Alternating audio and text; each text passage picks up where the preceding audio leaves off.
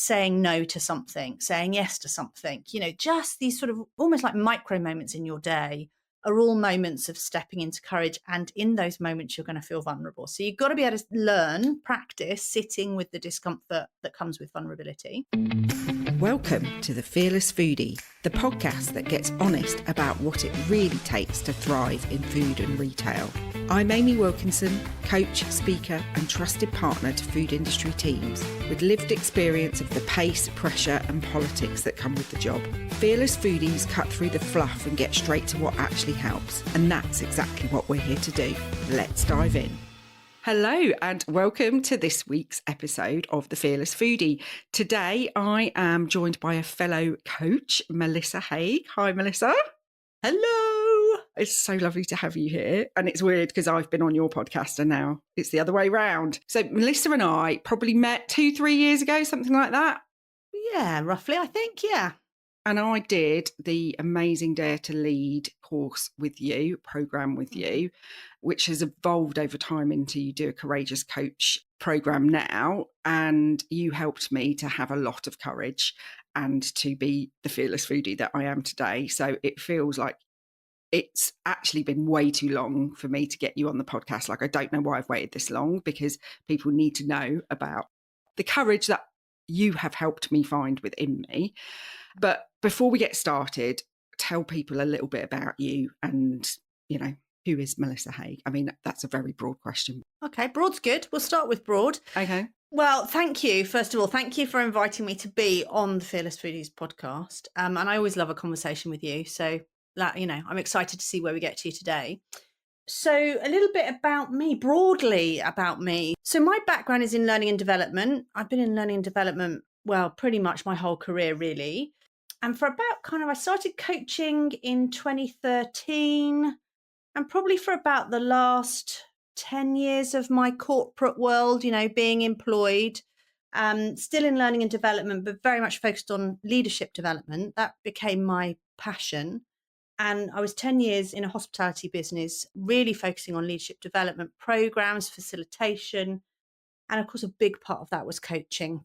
And I guess you mentioned Dare to Lead. So, that's a huge part. The work of Brené Brown is really the foundation of everything that I do. So Dare to Lead and courageous leadership and so on. So, yeah, that's a bit about me. So how did you go from...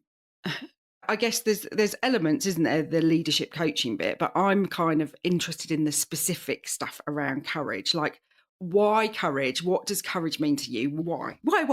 Which is a question we never ask as a coach, but So why? Yes, why courage? Well, I guess it really did start with the Dare to Lead book, Brené's book on Dare to Lead, which I read, like so many people do in who are leaders or, in L&D or whatever. In learning and development. And I thought, I read this book. This looks good. So and I read it and I was like, you got to start with yourself, right? Yeah.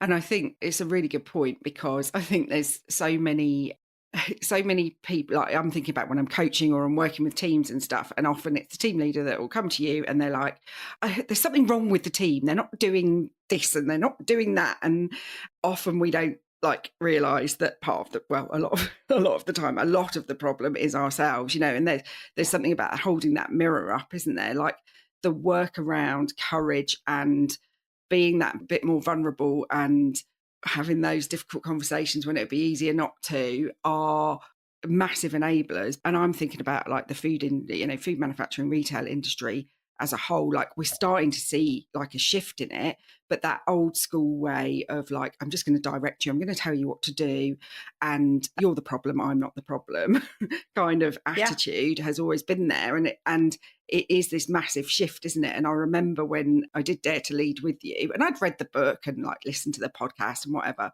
then you have to actually do the work on yourself, because you can have all this knowledge, can't you? But when you do and it's this is what makes all the difference and a lot of leaders don't actually want to do that. Well, no, because it's really hard, right? It's really blinking hard. And we also have to look at parts of ourselves that we'd really rather not look at. We'd rather not acknowledge. We'd rather not admit to, that we keep quiet and hidden behind a facade or a mask, because that's not how leaders should be.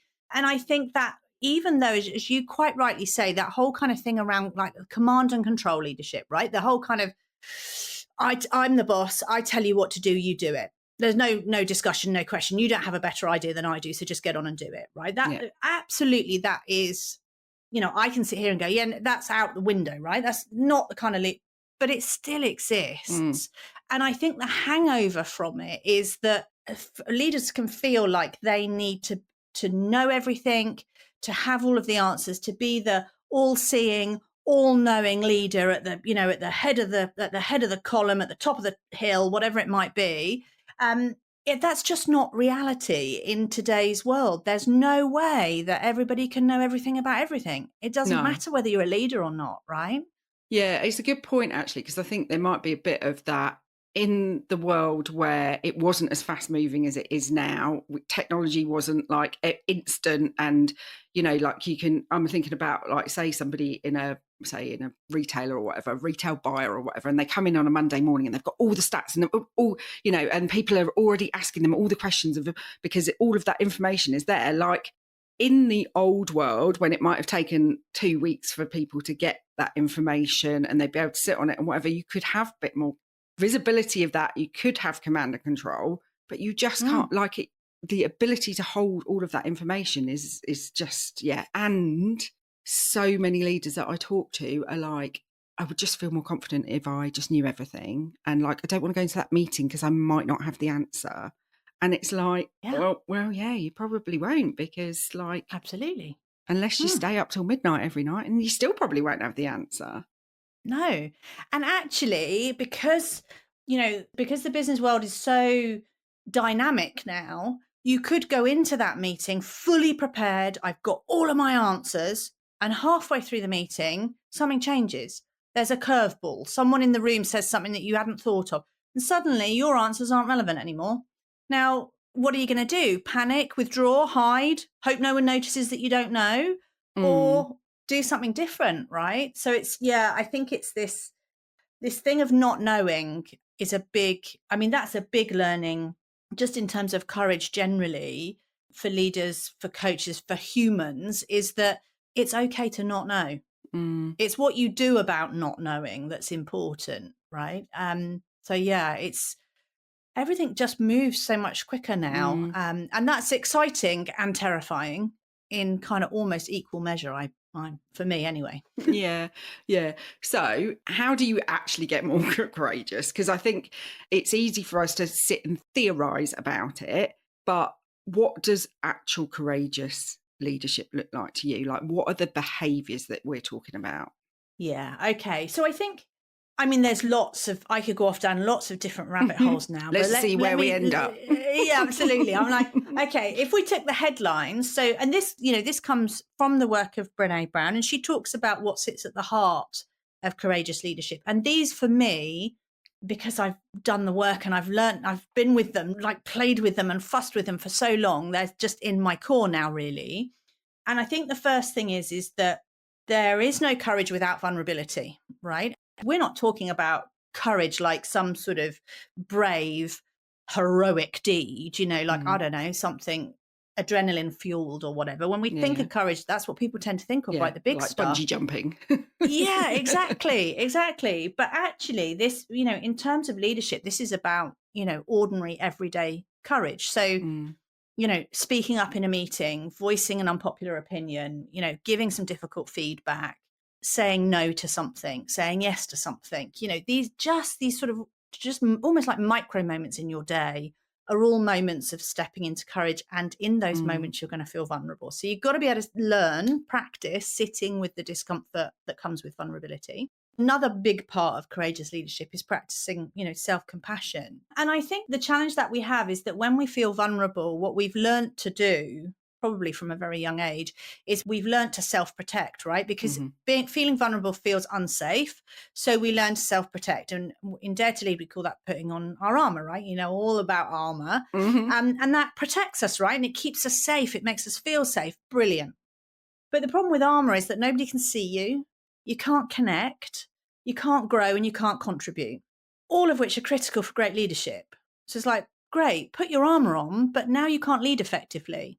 So we've also got to learn to keep the armour off, but find something to replace it with, right? You can't just take the armour off and hope everything's going to be okay, because there is always going to be that need, an element of that kind of sense of safety. So how does armour, because that's like a metaphor, isn't it? But what is armour? Like, what would we see in a leader that's armoured up? I guess the first thing to say is that we all have our own suit of armour, right? So what armour looks like for me might not be what armour looks like for someone else. However, there are some pretty commonish ones that I see pretty regularly in terms of certainly in leaders. So perfectionism is armour, right? I'm just gonna, that's me. Yep, absolutely. I'm a recovering perfectionist, right? Our brains crave certainty, and in our working lives, there is no certainty now. It's all uncertain, right? It's all ambiguous. So that need for certainty is, we often see that as, that kind of give me more information, because then I can make a decision, right? Whereas actually, there isn't any more information available. You have to make the decision, right? And you do the best you can in that circumstance with what you've got in front of you, right? In the absence of courageous leadership, what we see is a lack of innovation and creativity, right? Because people aren't prepared to take risks or to follow instincts or go with the next big idea in the absence of all of the data. So we definitely see, and because people don't want to make mistakes, they don't want to fail, because they know in their organization or in their team, if they fail, there's a consequence to that. And sometimes that consequence is career limiting. So I'm like, I'm not doing that. Why would I do that? Right? No. And particularly if you've got a perfectionist leader as well. And what is perfect? Because their idea of perfect is going to be different to yours anyway. Totally. And, I think in any organization where you're building something, making something for the consumer, I mean, they're fickle as heck, aren't they? Right? So there's something about, actually, you can never be certain if whatever it is you're producing, when it ends up on a shelf somewhere, you can make a best guess, right? And things have changed so fast. I mean, I mentioned being in hospitality. I work for a pub and brewing company. And, the beer they liked last month is not the beer they like this month. I mean, it's that fickle, right? Yes, so it's really, really hard to get any kind of certainty. And that's what we're craving. So that kind of being a knower, having expertise, having all the answers is a form of armor. We think it keeps us safe, but actually stifles our ability to be innovative, right? Yeah. And also to open up the different thought processes, pathways. Like if you have to be the knower all the time, like I remember a phrase that you used when we did the program together, which is put down your clever. And I see that as well with leaders, particularly when everything is moving so fast, they're constantly trying to problem solve for everybody else around them. And then they're getting frustrated because nobody is coming to them with answers. They're just coming to them with problems. And I'm like, well, because you've not taught them how to problem solve, because you're doing all the problem solving for them. So, and it takes bravery, it takes courage to go, do you know what? I'm not just going to fix everything for you. I'm going to let you make some mistakes. I'm going to let you work it out. I'm going to coach it out of you rather than tell you. Absolutely. And, I think there is also something about, people come to you because you're the one who usually solves it for them or gives them the answer. So it's easy for them, right? And somebody once said to me, well, my people they're just lazy. They don't put in any effort to solve anything before they even bring it to me. And I'm not sure about this word lazy, right? But the reality is, as human beings, if there's an easy route, we'll take it. Yeah. Why wouldn't we, right? So it's kind of like, if you're presenting them with an easy route or a hard route, which one do you think they're going to take? Yeah, exactly. Right? The other thing that I think we, generally we want to be helpful. We want to be useful, right? And so the other thing that I think holds leaders back with this whole kind of thing of coaching or letting people kind of solve issues for themselves is that, we have that whole kind of, but if I'm not doing that, if I'm not jumping in and saving the day and solving the problems for everybody, what am I doing here? What's my role then? And so there's also that kind of almost that's again, it's self-protection, right? That fear of, what if I become irrelevant? If my people begin to be able to do stuff on their own and, they don't need as much input from me, I'll be irrelevant. Oh, yeah. Okay, hang on. I need to continue to show my worth. I need to continue to add value. I need to continue to justify my job title or my salary or whatever it might be. And so that breeds even more and more of that. Oh, just let me. It's quicker if I do it myself. How many times do we hear that from leaders? It's just quicker if I do it myself, right? It's, yeah. All right, time to give a quick shout out to the people making this podcast happen. These are the brilliant sponsors backing bold, fearless conversations like this one. Let's hear from them. Ever chase a test result at 5:59 p.m. on a Friday? Yeah, we've been there too. That's why we're proud to be partnered with IFP Labs, a lab network that actually gets what it's like to work in food. They support businesses across Europe with accredited testing for food, feed, swabs, water and more. And they do it with a quick turnaround, expert insight and genuinely reliable service. IFP Labs is a laboratory network made up of companies who we know and trust because they're already supporting the people behind the products you love. Check them out at ifp-labs.com and breathe a little easier next time you've got a product launch riding on that test report. At Fearless Foodies, we've walked the walk. Our one-to-one leadership coaching gives you space to think, speak freely and get clear on what matters. It's practical, supportive and always tailored to you. Delivered by experienced coaches who understand the realities of working in the fast-paced world of food manufacturing and retail. Head to fearlessfoodies.co.uk to find out more. And we're back. Let's dive right in. Yeah, it's a really interesting one. There's a couple of things that just came up in my head then. There was a guy that I worked with a number of years ago, and I can remember him, he was like proper old school. He was at like Mr. Flora Man 1975 or something was like his big accolade. But he said something to me about like, you do so much to help bring up your team, and like, does it not scare you that they're going to take your job? And I was like, no, like actually for me, if they overtake me, then I've done a really good job, because my job is to nurture and grow my team, Absolutely. not to do the doing or you know, all of that. So there's kind of that bit, isn't there? And Yeah, not being afraid to, you know, for other people to shine around you. definitely. And it's important from a kind of, you know, attracting and retaining talent as well, because the other thing you reminded me then, an old director years ago now, but he was telling me how, I mean, he had a great team around him. He built his team from kind of the ground up from nothing. And they were a really, really talented team.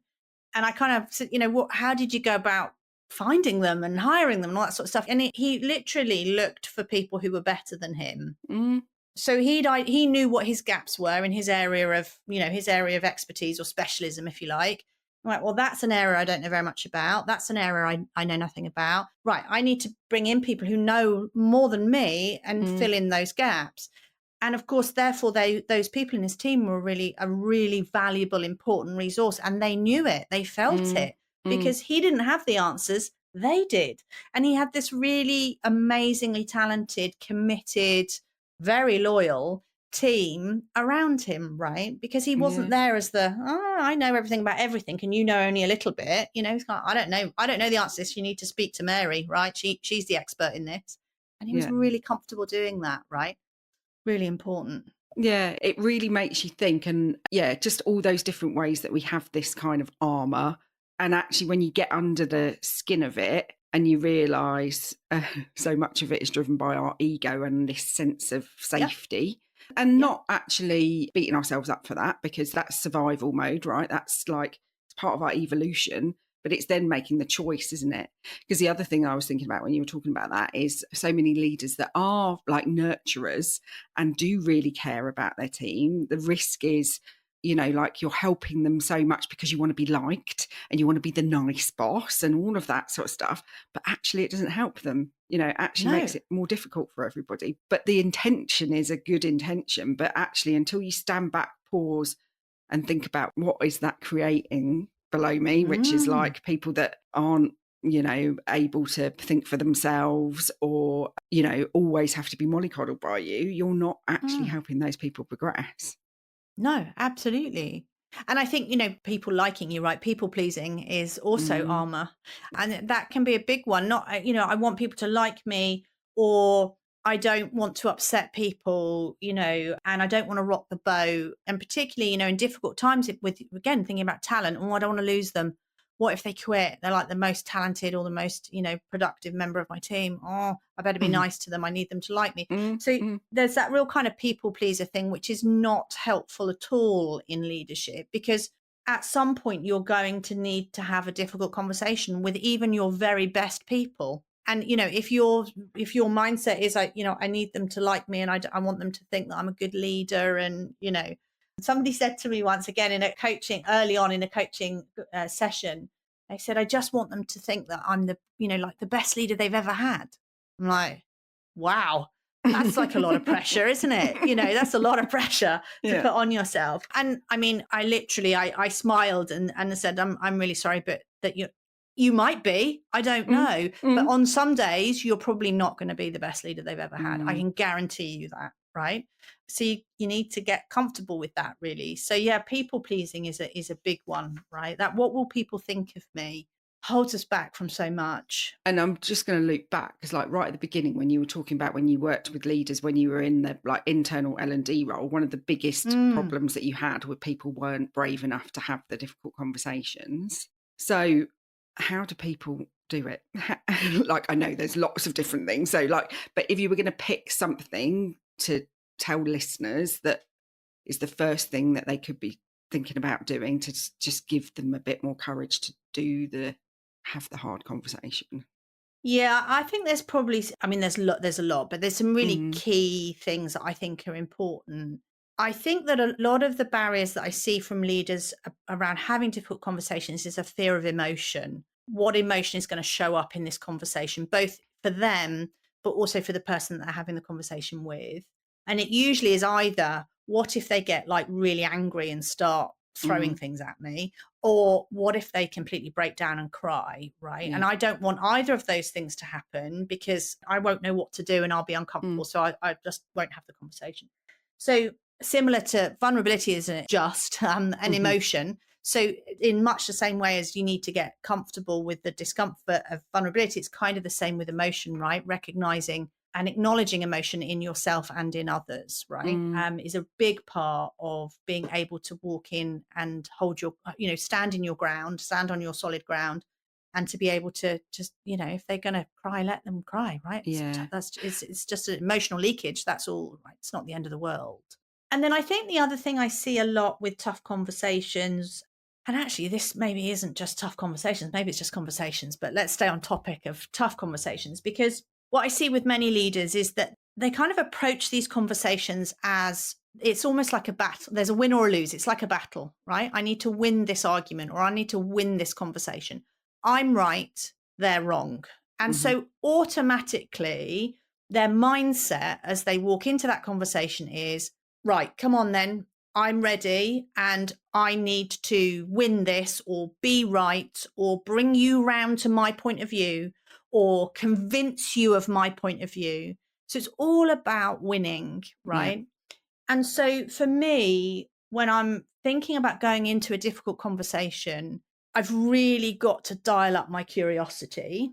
Mm, So, firstly, if you don't have a curiosity muscle or it's weak, you need to start exercising it, because it's super important.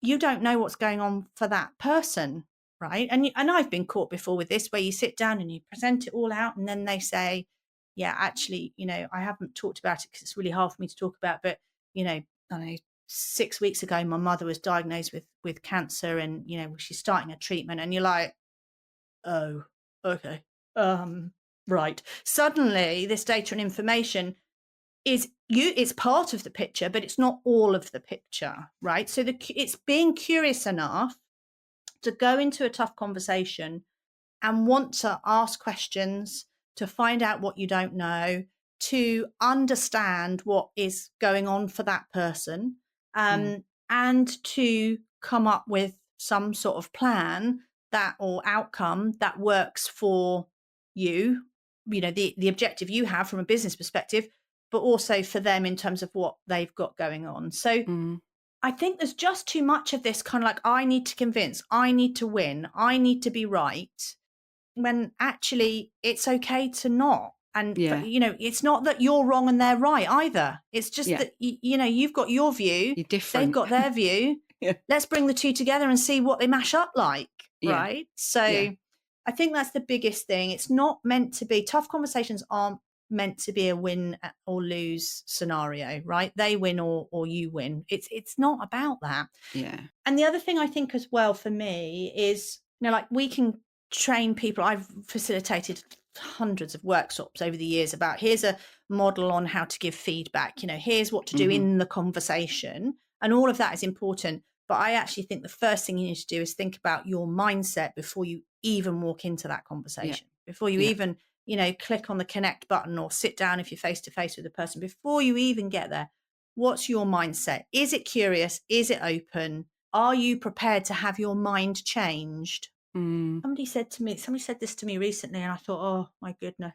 How many times do we use like open-minded as a strength, right? I'm a very open-minded person, right? We hear that a lot, right? It's seen as a strength, it's really valuable. Somebody said to me, I don't think people understand what open-minded actually means. And I was like, okay, curious. What do you mean? Right? I say that all the time. Yes, I'm open.